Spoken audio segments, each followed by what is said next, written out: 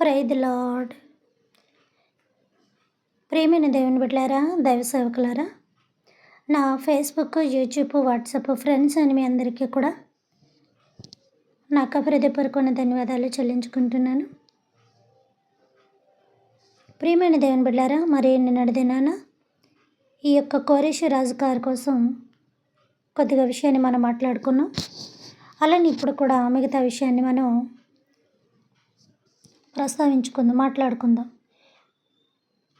ఎందుకంటే ప్రియమైన దేవుని బిడ్డలారా, ఈ కోరేషు మహారాజు క్రైస్తవుడు కాదని చెప్పాను. అంటే ఇప్పుడు కాదు, అప్పుడు నమ్ముకుని ఇప్పుడు నమ్ముకున్న మన దేవునికి సంబంధించిన వ్యక్తి అయితే కాదు. ఇతనికి ఒక పేరు ఉంది. అది సెర్సర్ అని ఒక పేరుంది.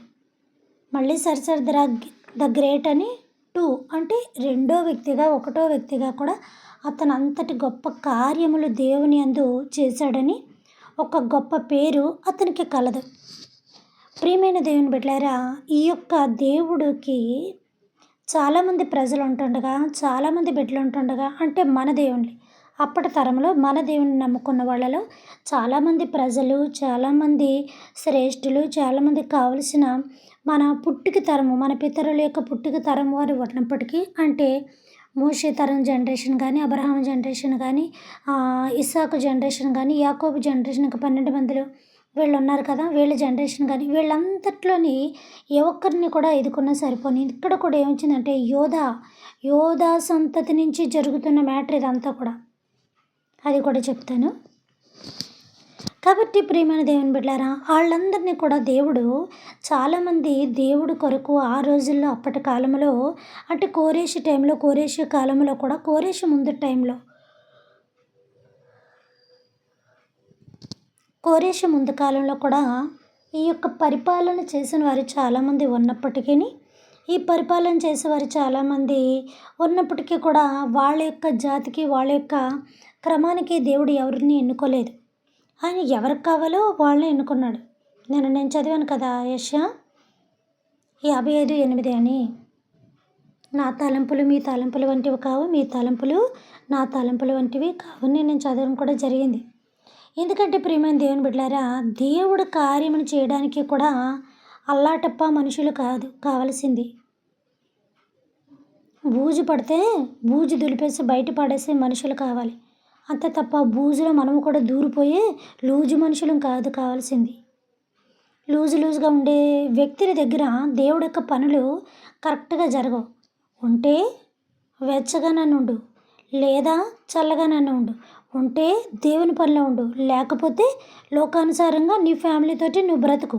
నీ జీవిత విధానం ఎలాగుందో, ఫ్యామిలీ ఉందో లేకపోతే బ్యాచులర్వో, ఏదో రకంగా ఇక నీ యొక్క పర్సనల్ లైఫ్ ఏదో నీకు ఉంటుంది, అలాగనే ఉండు. అంతే తప్ప అటు ఒక పాదం ఇటు ఒక పాదం వేసామంటే సామెత ఉన్నాయి కదా, 2 పడవల మీద కాలేస్తే పాతాళానికే పోతావు తప్ప పైకొచ్చే విధానం ఏది కూడా లేదు అని. ఆ రీతిలోని దేవుడికి కావాల్సింది ఎవరు కావాలి అంటే కనుక, కత్తి అంటే కత్తి, సుత్తి అంటే సుత్తి కావాలి అన్న మనుషులు ఉండాలి.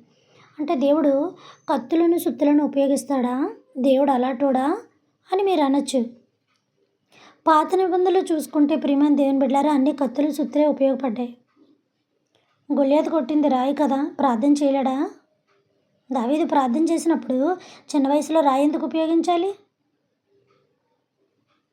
సొలొమోను ఎన్ని ఆయుధాలు ఉపయోగించారు? సంసోను ఎలాంటి ఆయుధాలు ఉపయోగించాడు? ఏదో ఒక్క టైంలోని చేతితో సింహాన్ని చీరనంత మాత్రాన సరిపోయిందా? అక్కడ మరి అనుకోకుండా అడవిలో వెళ్తున్నాడు, అనుకోకుండా సింహం ఎదురైంది, చేతిలో ఆయుధం ఏదీ లేదు. మరి అప్పుడు ఆయుధం ఉంటే ఆయుధం చేత చంపారన్న పేరు ఉంటుంది, కానీ దేవుని యొక్క బలం చేత చంపారన్న పేరు ఉండదు కదా. ఇప్పటికీ కూడా దేవుడు సంసోనికి ఎంత బలం ఇవ్వబట్టి అలాగొక సింహాన్ని చంపేశాడని దేవునికి గ్రేట్ కావాలి కదా, దేవునికి గొప్పతనం కావాలి కదా, ఆయన గొప్పతనం వివరించేవాళ్ళు కావాలి కదా. ఇప్పుడు మనం ఏం చేస్తున్నాం? పాటల ద్వారా, ప్రార్థన ద్వారా, అనేకమైన స్తుతి కార్యాల ద్వారా, అనేకమైన వాక్యాల ద్వారా అనేక మంది యొక్క దైవజనులు, ఎంతోమంది భక్తులకి ఆయన్ని మహిమపరుచుతున్నారు కదా. మహిమ అంటే ఏంటి? ఒక ఘనత. ఆ ఘనతకున్న పేరు మహిమ. ఆ మహిమ మనకెక్కడొస్తుంది? హిమాలయాలకి వెళ్ళి కూర్చొని తపస్సు చేసిన మహిమ రాదు.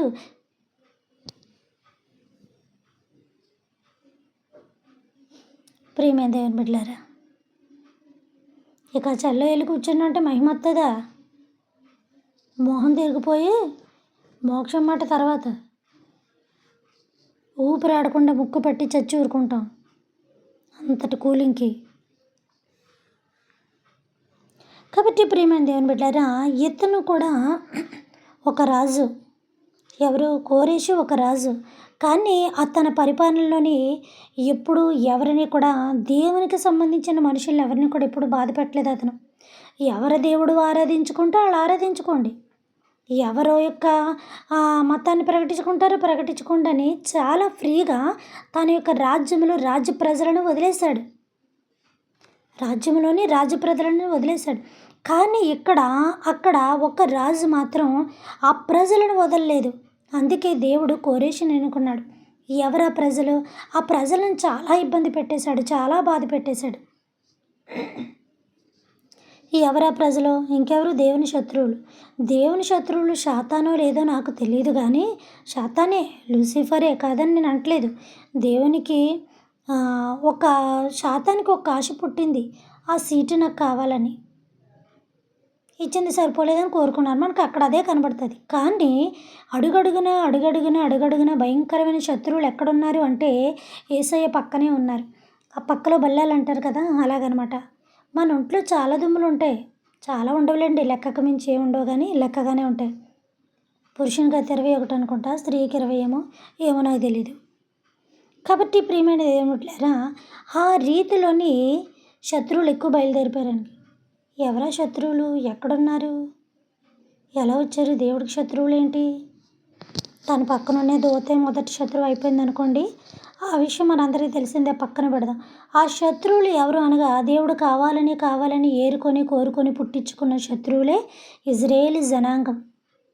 ఈ ఇజ్రాయేలీ జనాంగం కోసమే దేవుడు 12 మంది ప్రవక్తలను కూడా సృష్టించాడు. కాదు, న్యాయాధిపతులను. వీళ్ళ కోసం నామతిపోతుంది. న్యాయాధిపతులను 12 మంది న్యాయాధిపతులను కూడా దేవుడు ఎన్నిక చేశాడు. ఎంతమంది రానియండి, ఎంతమంది నాయకులు రానియండి, ఎంత సరిదిద్దనివ్వండి, చిన్నపిల్లల్లాగా ఎంత చెప్పనివ్వండి, ఎంత ఈ యొక్క విధానం కరెక్ట్ కాదు అని ఎంత చెప్పుకొచ్చినా, మోషే అయిపోయాడు, న్యాయాధిపతులు 12 మంది అయిపోయారు, యెహోషువ అయిపోయారు, ఇక అందరూ అయిపోవడమే. వీళ్ళ ముందు ఎవ్వరు పనిచేయరు తెలుసా? నిజం చెప్పాలంటే వీళ్ళ ముందు దేవుడు కూడా పనిచేయలేదండి బాబు. దేవుడు కూడా చాటుని ఏడ్చాడంట, కన్నీళ్ళు పెట్టుకున్నాడంట. ఇలాంటి సంతానాన్న నేను కన్నాను, ఇలాంటి వాళ్ళనా నేను భోజనం పెట్టాను, ఇలాంటి వాళ్ళకా నేను మేఘస్తంభాన్ని ఇచ్చాను, ఇలాంటి వాళ్ళ మీద నేను అగ్నిస్తంభాన్ని ఇచ్చి నా బిడ్డలని రెక్కల చాటున వెచ్చగా కప్పాను. ఇలా ఇటు మాంసానికే సొనిగేసుకుంటారా? ఏటి కూరలకే సొనిగేసుకుంటారా? ఏటి భోజనం ఇది మొన్న అయితే అన్నం కాదా? ఏదైతే వాళ్ళు కడుపు నిండడా కెడుతున్నా లేదా, అంతకన్నా శ్రేష్టమైన భోజనం పెడితే వీళ్ళకి ఇంత ఒళ్ళు కొవ్వుగా ఉందా అని చెప్పి దేవుడు ఏం చేశాడంటే కొలెస్ట్రాల్ మొత్తం అక్కడే కరిగిచ్చేసాడు.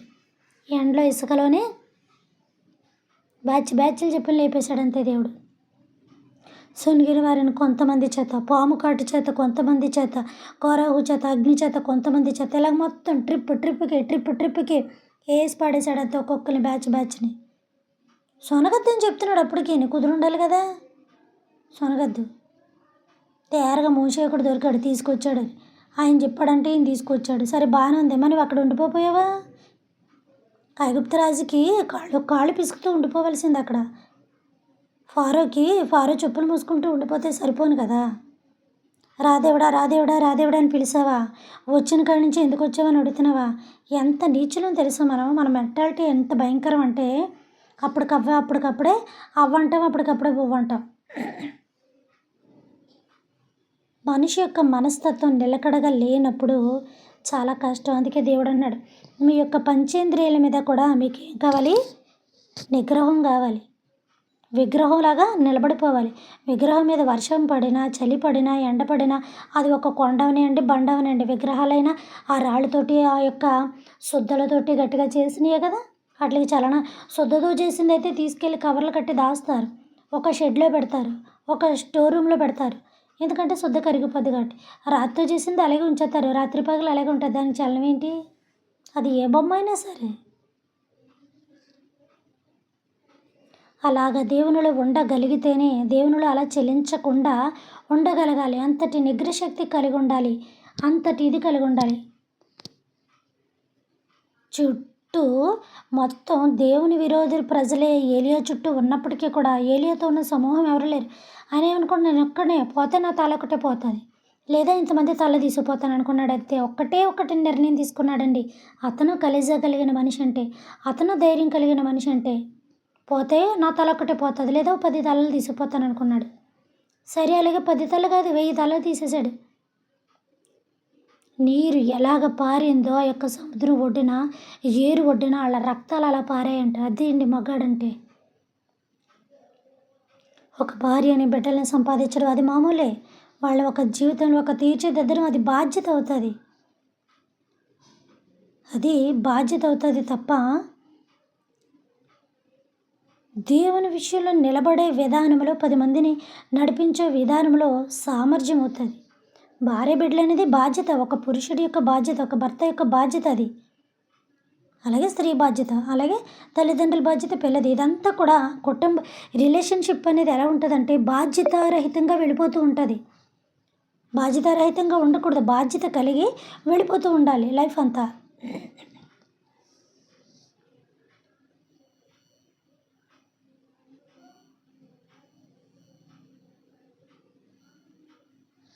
కాబట్టి ప్రియమైన దేవుని బిడ్డలారా, ఆ రీతిలో గనక చూసుకుంటూ ఉంటే ఈ యొక్క ఈ యొక్క కోరహు కూడా చాలా టాలెంటెడ్ పర్సన్.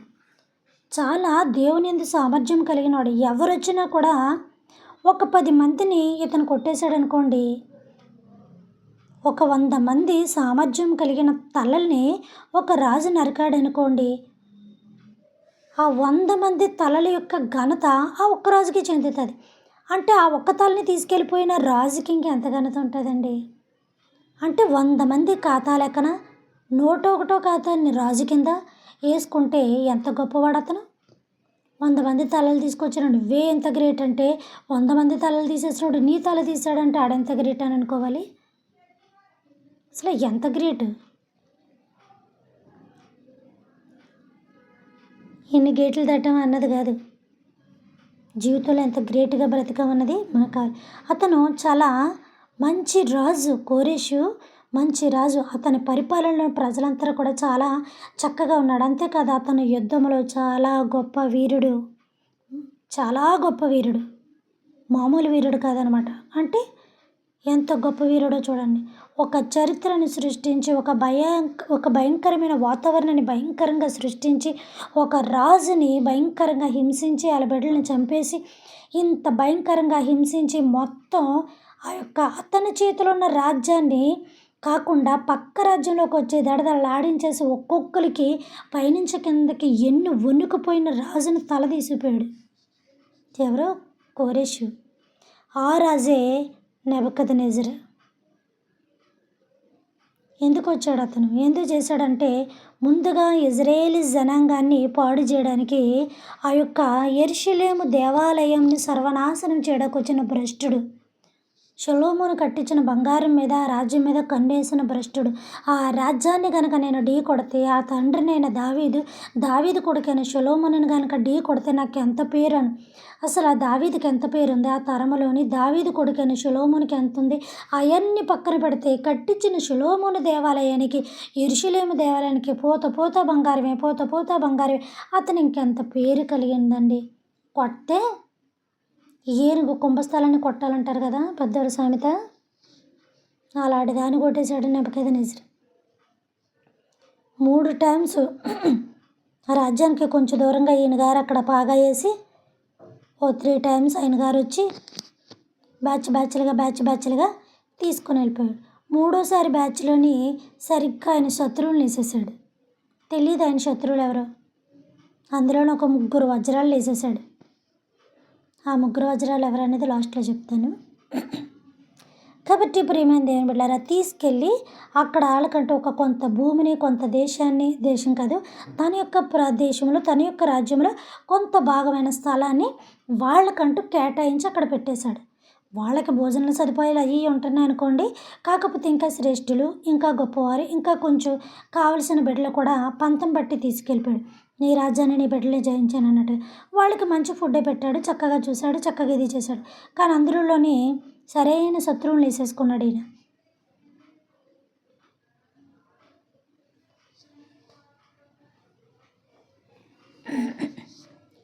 ఆ శత్రువులు ఎవరంటే ప్రియమైన దేవుని బిడ్డలారా, రేపు మాట్లాడుకుందాం. కానీ ఆ విషయం ఆ యొక్క రీతిలో మనం చూసుకుంటే గనక ఈ బబులోను ఈ యొక్క నెబుకద్నెజరు వచ్చి బబులోను దేశానికి మహారాజు. అతను యెరూషలేము దేవాలయానికి వచ్చి యెరూషలేము దేవాలయాన్ని కొట్టి యెరూషలేములో ఉన్న ప్రజలను అందరినీ కూడా తీసుకెళ్ళిపోయి తన రాజ్యానికి తోలుకెళ్ళిపోయి అక్కడ పెట్టాడు. ఎన్ని రోజులు? 3 రోజులు, 7 రోజులు. 7కు ఇంకో 0 చుట్టండి, 70 సంవత్సరాలు పెట్టాడు అక్కడ. ఒక్కరోజు 2 రోజులు కాదండి, 70 సంవత్సరాలు. వాళ్ళ రోదన భయంకరం అన్నమాట. వీళ్ళకి ఇలాగే జరగాలి. వీళ్ళకి ఎలా జరిగితేనే బుద్ధి వస్తుంది. దేవుడు సదుపాయాలు చూసినంతసేపు బుద్ధి రాలేదు. కాబట్టి దేవుడు దేవుడిని ఎప్పుడైతే వీళ్ళు విసర్జించారో, దేవుడి విషయంలో ఎప్పుడైతే మొక్కను తిప్పారో, దేవుడి విషయంలో ఎప్పుడైతే ఒళ్ళు తిప్పారో, దేవుడి విషయంలో ఎప్పుడైతే బాగా పొగరపట్టి ఉన్నారో, సరిగ్గా అందించాల్సిన రాజుకి అందించి అక్కడ ఇజ్రాయేల్ దగ్గర ఫారో దగ్గర చూపించాడు కదా నరకయాతన. అలాగ ఇంకో రాజుని దించాడు, అతనే నెబుకద్నెజరు. అక్కడ పెట్టాడు కదా మట్టి పిసికి, అడుసు పిసికి, అయి పిసికి, ఈ పిసికి. అలాంటి రాజును మళ్ళీ దేవుడు ఇక్కడ ఏర్పాటు చేశాడంట. అక్కడ ఎలాగ కొరడాలతో తోలు తీసేశాడో ఇక్కడ కూడా వీళ్ళని సర్వనాశనం చేశాడు. దీనికోసమే 24 గంటలు 24 అవర్స్ కూడా ఒక అతనికి దేవుడు దర్శనం చూపించేవాడు తెలుసా. దానికోసం అతను ఏడవని రోజులే. నా దేశము, నా రాజ్యము, నా దేవాలయం పాడైపోతుందని భయంకరమైన ఆరోధన. ఎందుకు ఈ చిన్న వయసులో ఈ బిడ్డ ఇలాగ ఏడుస్తున్నాడు అనిపించింది. ఆ యొక్క అతనే యిర్మీయా. అందుకే అతనికి విలపించు ప్రవక్త అని పేరు వచ్చింది. చెప్తానే ఉన్నాడు, రే బాబు వచ్చేస్తున్నారా బాబు శత్రువులు, కానుకోండిరా బాబు, దేశం నాశనం అయిపోతుంది, మన ఊరు మన రాజ్యం నాశనం అయిపోతుంది. దయచేసి కొంచెం మీరు దేవుని యందు పట్టుదల కలిగి ఉండండి, దేవుని యందు భక్తి శ్రద్ధలు కలిగి ఉండండి, దేవుని వేడుకోండి, దేవుని ఆసన్నడు చేసుకోండి అంటే అబ్బే. ఇక్కడ ఇంకొక ప్రవక్తను తీసుకోవచ్చు మనం, నోవాహు. దానికి దీనికి సంబంధం ఏంటి? నోవాహు కూడా 125 సంవత్సరాలు సేవ చేసిన ఏ ఒక్కడు వినలేదు. వర్షం అంటే ఏదో కొత్త పేరు పెట్టాడు. ఎందుకంటే అప్పటికి వర్షపు చుక్క తెలీదు దేశం భూమి మీద. సేమ్ యాజ్ ఇట్ ఈజ్ ఇతను కూడా చాలా దగ్గర సంబంధాలు ఉన్నాయి. వాళ్ళు నశించిపోతున్నారు, వాడలోకి రమ్మని అన్నాడు. మీరు నశించిపోతారు, మీరు ప్రార్థన ఎందుకు మెలకువగా ఉండండి చెప్తాను అన్నాడు. అబ్బే, రాజుల మటుకు రాజులు కొట్టుపడేసి, మనుషుల మటుకు మనుషులు కొట్టుపడేసి, ఏమన్నా చెప్తే ఈయన్ని తీసుకెళ్ళి రాజు ముందు పెట్టి ఈయన కొట్టి, ఏంటిది? ఏ మనిషి ఎందుకు చెప్తున్నాడో పెద్దవాళ్ళు అంటారు, ఏ పుట్టలో ఏ పాముందో తెలియదని. ఒక్కరు కూడా ప్రార్థన చేయలేదండి. ఇజ్రాయేల్ జనాంగం అంత భయంకరమైన శత్రువులు అయిపోయారు దేవుడికి. అందుకే దేవుడు చూశాడు. సరిగ్గా అరణ్యంలో ఆయన వేసేసాడు. తర్వాత బయటకు వచ్చాక ఇలాంటి క్రూరులకు అప్పచెప్పాడు. తర్వాత నెబుకద్నెజరుకి అప్పచెప్పాడు. ఇంక అంతే, ఏం లేదు, మామూలు పచ్చడి కాదు. ఇంకా 70 సంవత్సరాలు వీళ్ళు అక్కడ ఉన్నారు. మళ్ళీ తిరిగి వాళ్ళ దేశం మీద ఆశ కలిగి, వాళ్ళ ఊరి మీద మక్కువ కలిగి, వాళ్ళ ఇంట్ల మీదకి వెళ్ళి జీవించాలన్న ఆ యొక్క తీపి కలిగి, ఒక మనిషి ఎక్కువ ఎక్కడ ఉండలేడు తెలుసా. మన యొక్క దేశము, మన యొక్క ఊరు, మన యొక్క ఇల్లు విడిచిపెట్టి వెళ్ళామంటే అది మనకి ఎంత చండాలంగా ఉన్నప్పటికీ, మన ఊరు ఎంత చండాలంగా ఉన్నప్పటికీ, మన యొక్క దేశం ఎంత చండాలంగా అది ఇక్కడ ప్రాంతం ఎంత చిరాగ్గా ఉన్నప్పటికీ, మన ఇంట్లో మనుషులు కూడా మనల్ని ఎంత బాధపడుతున్నప్పటికీ మన అన్న దాని మీదే మన మనసు ఉంటుంది. ఇక నిలబడలేము అక్కడ. మనసు ఎప్పుడైతే నిలబడదు, ఇక శరీరం నిలబడదు. మన మనుషుల మీద మనసు లాగేస్తూ ఉంటుంది.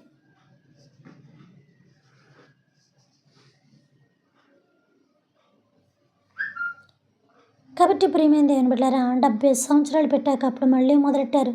అయ్యో నా ఇజ్రాయేల్ దేశమా, అయ్యో నా యెరూషలేము దేవాలయమా, అయ్యో నా ఇల్లు, నీ ఇల్లు, పక్కిళ్ళు, ఎదురిళ్ళు అన్నీ గుర్తొచ్చేసేప్పుడు వాళ్ళకి. మళ్ళీ ఎక్కడైతే ఐగుప్తు దేశంలో రోదన చేశారో, మళ్ళీ బబులోను దేశంలోని ఆ 70 సంవత్సరాలు కూడా మళ్ళీ అప్పుడు రోదన చేశారు ఇజ్రాయేల్ జనాంగం. వీళ్ళందరినీ విడిపించడానికి ఒక బలమైన రాజు కావాలి. వీళ్ళందరినీ వాళ్ళ దేశానికి తీసుకొచ్చే ఒక బలమైన రాజు కావాలి. మళ్ళీ ఏ యొక్క బంగారాన్ని, ఏ యొక్క ఇదిని కూడా తీసుకెళ్ళిపోయారో అదంతా కూడా తన దేశానికి మళ్ళీ చేర్చి రాజు కావాలి.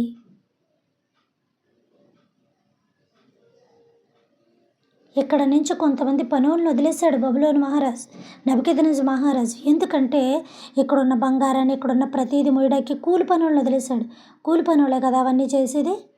బంగారం పీకడాక, సముద్రానికి సంబంధించి ఇవన్నీ చేసిన దానికి, అవన్నీ తీసుకురావడానికి, సామాగ్రిని ఏర్పాటు చేయడానికి అవన్నీ తీసి ఒక బుట్టలో వేసి, బుట్టలోంచి గంపల్లోంచి బళ్ళకెత్తి అక్కడి నుంచి ఆయన రాజగృహకి తరలించి గొప్ప పేరు తెచ్చుకోవాలనుకున్నాడు.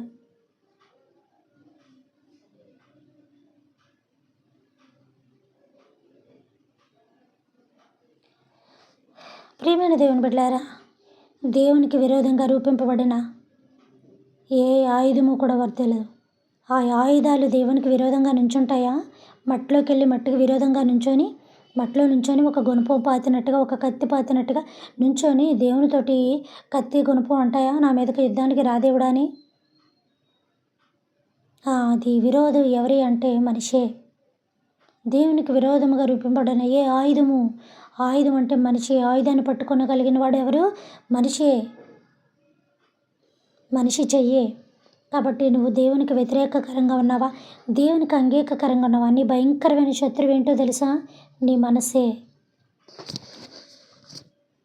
నీ ఇంద్రియాల మీద నీకు నిగ్రహం లేనప్పుడు నువ్వు దేవుని కార్యం చేయలేవు. దేవుని కార్యం చేయడానికి నువ్వు చాలా అసమర్థుడు. నువ్వు లక్షల మందికి వాక్యం చెప్పడంతో గ్రేట్ అయిపోవు సుమా. నువ్వు 10 మందికి వాక్యం చెప్పడంతో గ్రేట్ అయిపోవు. నువ్వు ఇద్దరికి వాక్యం చెప్పడంతో గ్రేట్ అయిపోవు. వాక్యం చెప్పడం ఒకటే ప్రాధాన్యం అనుకుంటున్నారా? వాక్యం చెప్పడం ఒకటే గొప్పతనం అనుకుంటున్నారా? వాక్యాన్ని వివరించడం ఒకటే ఇదని అనుకుంటున్నారా? మరి ఇంకేంటి?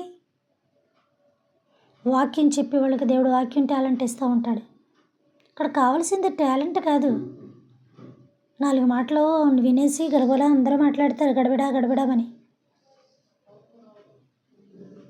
దేవుని కొరకు ముందు ఎవరిని రక్షించావన్నది పక్కన పెట్టుకో. నీ ఆత్మ నువ్వు రక్షించుకో. ఇప్పుడు నా ఫ్యామిలీలో ఒక 10 మంది మెంబర్స్ ఉన్నారనుకోండి. 10 మంది 10 రకాలుగా మేము సిద్ధపడిపోయామనుకోండి దేవుని కొరకు. అక్కడికి ఎంత ఉంటుంది? 10 మంది. ఇంకో పక్కింట్లో వాళ్ళు కూడా క్రిస్టియన్స్ ఉండి వాళ్ళ ఇంట్లో ఒక 100 మంది ఉన్నారనుకోండి. ఆ 100 మంది యొక్క శరీరాలు, ఆత్మను కూడా దేవుడు సిద్ధపడిపోయి అనుకోండి. అక్కడికి ఎంతమంది? నాది ఏళ్ళ కడుక్కుంటే 110. ఇంకొక ఇంట్లో క్రిస్టియన్లో 200 మంది ఫ్యామిలీ మెంబర్స్ ఉన్నారనుకోండి. ఆ 200 మంది కూడా శారీరకంగా, మనస్ఫూర్తిగా ఒకడు నీటి మూలముగాను, ఒకడు ఆత్మ మూలముగా జన్మించాలన్నట్టుగా వాళ్ళ ఆత్మలు, వాళ్ళ శరీరాలు కూడా దేవుని కొరకు సిద్ధపరచుకుంటే అక్కడికి ఎంతమంది? 310. ఇలాగ ఏ కుటుంబానికి ఆ కుటుంబం, ఏ వ్యక్తికి ఆ వ్యక్తి, ఏ మనిషికి ఆ మనిషి తన శరీరాన్ని, తన ఆత్మని దేవుని కొరకు సిద్ధపాటు చేసుకోగలిగినప్పుడే కదా దేవుని యొక్క రాజ్యం పరిపూర్ణంగా భూమి మీదకి వచ్చేది. నీ బతుకు నువ్వు బతుకు, నా బతుకు నేను బతుకుతాను, నా జోలికి నువ్వు రాక, నీ జోలికి నేను రాక అన్నట్టుంటే ఇంకెలా ఉంటుందరా? ఇప్పుడు ఇజ్రాయేల్ జనాంగం ఉన్నారు. అందరూ ఒక సంతానమేనా? యోధా సంతానం ఉన్నారు. ఎంతమంది సంతానం ఉన్నారు? ఒక్కొక్కరికి ఎంతమంది పుట్టారు? అందులో స్త్రీలు ఎవరు, పురుషులు ఎవరు, బలాఢ్యులు ఎవరు, మరి ఎవరు? బెన్యామిన్ గోత్రం ఎంతమంది, రూబేన్ గోత్రం ఎంతమంది, షిమ్యోన్ గోత్రం ఎంతమంది, యోధా గోత్రం ఎంతమంది, నఫ్తాలి గోత్రం ఎంతమంది, ఇష్మాకర్ గోత్రం ఎంతమంది? వీళ్ళందరి కోసం వివరించి సంఖ్య అంతా కూడా నేను చెప్పుకుంటూ వచ్చాను. చరిత్ర అంతా కూడా అక్కడ చెప్పుకుంటూ వివరించుకుంటూ వచ్చాను. అంటే ఎవరి కుటుంబానికి సంబంధించిన వాళ్ళు అంటే ఇప్పుడు మనం ఏం చేయాలి? ఎవరికి వారే వ్యక్తిగతంగా మన ఆత్మని దేవుని కొరకు సిద్ధపరిచి ఆయన పాదాల దగ్గర పెట్టుకోవాలి. నా ఆత్మకి మీరు బాధ్యులా? మీ ఆత్మ మీ శరీరానికి నేను బాధ్యురాలనా? మీరు తింటే నా కడుపు నిండదే, నేను తింటే మీ కడుపు నిండదు. అందుకే దేవుడు సిద్ధపడండి అన్నాడు. ఇందులో ఇంకొకరు తీసుకోవచ్చు. 10 మంది కన్యకలు వాళ్ళే వెళ్ళారు దేవునిలో, వాళ్ళే ఉన్నారు దేవునిలో, వాళ్ళ భక్తిపరులే కాదని అంటలేదు. 5గురు భక్తిపరులే, 10 మంది భక్తిపరులే. కానీ ఒకటి తెలుసా? ఈ 5గురులోని దేవుని కొరకు సిద్ధపాటు కలిగిన మనసుని ప్రిపేర్ చేసుకున్నారు అన్ని విషయాల్లో కూడా. ఎలాగంటే అలా బ్రతకలేదు. మందిరానికి వెళ్ళడమే గొప్ప, వాక్యం వినడమే గొప్ప, మంచి బట్టలు కట్టడమే గొప్ప, 2 పాటలు పాడడం గొప్ప అనుకున్నారు. కానీ నువ్వు వెళ్ళి కూర్చున్న నీ మనసు దేవుని ఎదుట సరిగా ఉందా లేదా? సరి చూసుకున్నావా లేదా? కరెక్ట్గా ఉందా లేదా? దేవుడికి కావాల్సింది అది. నీటి మూలంగా 10,000 మంది 10 సార్లు ములుగుతారు. ఏమొస్తుంది? రొట్టె ద్రాక్షారసం తీసుకోవడానికి చెప్పాను కదా, అది ఒక లైసెన్స్ అంతే. కానీ ఆత్మ మూలంగా ఒక వారంలో నువ్వు దేవునికి పరిపూర్ణంగా, దేవుడు అనుకున్నట్టు పరిపూర్ణంగా నీ ఆత్మను దేవుడికి అప్పచెప్పు, ఇంకా నయమే. ఎంత భార్య బిడ్డలను వదిలేసి వైరాగ్యం తీసుకున్న సాధువు గారికి అయినప్పటికీ, ఎంత అడవిలో వెళ్ళిపోయి దేవునితో సాంగత్యం చేసి తపస్సు తపస్సు తపస్సు చేసిన మునీశ్వరుడికి అయినప్పటికీ కూడా చాలా కష్టం సుమా. ఆత్మ అక్కడ కూర్చున్న చోట ఒకసారి కూర్చొని 10 సార్లు లిగుతాం మనం. ఇక అలాంటిది నిమిషములో తలంపులు అమెరికా వెళ్ళొచ్చేస్తాయి, ఆస్ట్రేలియా వెళ్ళొచ్చేస్తాయి, ఇంగ్లాండ్ వెళ్ళొచ్చేస్తాయి. ఫ్లైట్ అక్కర్లేదు, పాస్పోర్ట్ కూడా అక్కర్లేదు తెలుసా. మొత్తం గిర్రమని ఒక తిరిగి వచ్చేస్తాం. తీరా తిరిగి వచ్చి చూస్తే ఏముంటుందంటే సోఫాలో ఉంటాం, సోఫాలో మనం ఉంటాం, మన చేతిలో రిమోట్ ఉంటుంది, లేదా ఎక్కడో ఏ మేడ మీద కూర్చుంటాం, చేతిలో సెల్ ఉంటుంది. ఏంటి నేను ఇంగ్లాండ్ ఇండియా అంతా తిరిగి రాలేదా? తిరగొచ్చు నీ మైండ్లోనే. శారీరకంగా దాన్ని చేయొచ్చు చూడు, నీ తరము కాదు. నువ్వు నీ మైండ్లో తిరిగి వచ్చి కూర్చున్నంతసేపు, నీ మైండ్లో మళ్ళీ నీ ఆలోచన వచ్చినంతసేపు నువ్వు అక్కడి నుంచి సోఫాలో కూడా లేచి ఎదరికి 2 అడుగులు వేయలేవు. అది క్రియలు లేని విశ్వాసము అమృతము. పనులకి మాటలకి చాలా తేడా ఉంటుంది అంటారు కదా పెద్దోళ్ళు. ప్రియమైన దేవుని బిడ్డలారా, ఏ రీతిలో మనం ఉన్నాం, ఏ స్థితిలో మనం ఉన్నాం, దేవునికి మన ఆత్మ ఎలా అప్పచెప్పుకున్నాం? దైవజనులు ఎంతసేపు దైవజనులకు పని పాట లేదా, వాక్యం చెప్పి మిమ్మల్ని సరిదిద్దడమే పనా? అక్కడ వింటారు, 2 చెవులు ఎందుకు ఇచ్చారో తెలుసా అని అంటారు. మళ్ళీ ఒకటి వినడానికి, ఒకటి వదిలేయడానికి. కుడి చెవి దేవుడికి ఇచ్చి ఎడం చెవి దెయ్యానికి ఇస్తూ ఉంటాం మనం. ఇటు దేవుని మాటలు వింటూనే ఉంటాం, పక్కల కోసం ఎదురేళ్ళ కోసం ఏదేదో చెప్పేసుకుంటూనే ఉంటాం. అది నీచమైన మెంటాలిటీ మంది. ఆ స్వభావం కలిగిన వాళ్ళని చెప్తున్నాను, మందిరంలో అలాంటి ఆలోచన కలిగిన వాళ్ళని చెప్తున్నాను. నీ మనసు దేవుని వైపు పెట్టలేనప్పుడు, నీ ఆలోచన దేవుని వైపు పెట్టలేనప్పుడు, దేవుని యందు నువ్వు భక్తి శ్రద్ధలు కలిగి లేనప్పుడు అది ఎప్పటికీ కూడా భక్తి కాదు సుమా, సుత్తే. అది భక్తి నువ్వు అనుకుంటున్నావేమో, అది ఒక వేషధారి భక్తి.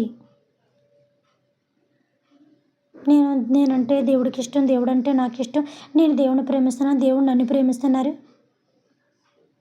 బాగుంది, మాటలు చెప్పడానికి బాగుంది. నువ్వే కాదు, మందిరానికి వెళ్తున్న ప్రతి ఒక్కరికి దేవుడు అంటే ఇష్టమే. ఎందుకంటే తెలుసా, విశ్వాసం లేకుండా దేవునికి ఇష్టడైండుట అసాధ్యం. దేవుడు అనేవాడు ఉన్నాడు, మా జీవితంలో కూడా కార్యాలు జరగాలి, నీ జీవితమే కాదు అని ఆయన నమ్మడాకే అందరూ మందిరానికి వెళ్తున్నారు. నువ్వు మందిరానికి వెళ్ళినంత మాత్రాన, బైబిల్ చదివినంత పెద్ద వీరుడు అనుకోవద్దు. బైబిల్ చదవడం అంటే పెద్ద తపస్సు బాబోయ్.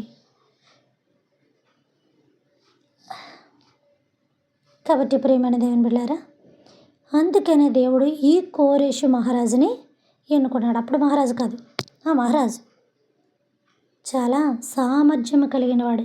మరి ఈయన్ని ఎలా గేసేసాడో, ఎలా పట్టుకెళ్ళిపోయాడో, ఎలా చేశాడో రేపు దినాన్ని మనం నేర్చుకుందాం. పరలోకమందున్న మా తండ్రి, మీ నామము పరిశుద్ధపరచబడును గాక, మీ రాజ్యం వచ్చును గాక, మీ చిత్తము పరలోకమందున నెరవేరినట్లు భూమి అందరూ నెరవేరును గాక. మనదిన ఆహారం నేడు మాకు దయచేయమయ్యా. మా యొక్క భువనస్థల అపరాధములను మేము క్షమించిన ప్రకారము మా అపరాధములను మీరు క్షమించండి తండ్రి. మమ్మల్ని శోధన నుంచి తేక ఏకాకిడిని తప్పించము నాయన. రాజ్యము, శక్తి, మహిమ నిరంతరం మీరే ఉన్నారు తండ్రి. ఆమేన్. దేవుడు మనందరినీ దీవించి ఆశీర్వదించును గాక. Good night.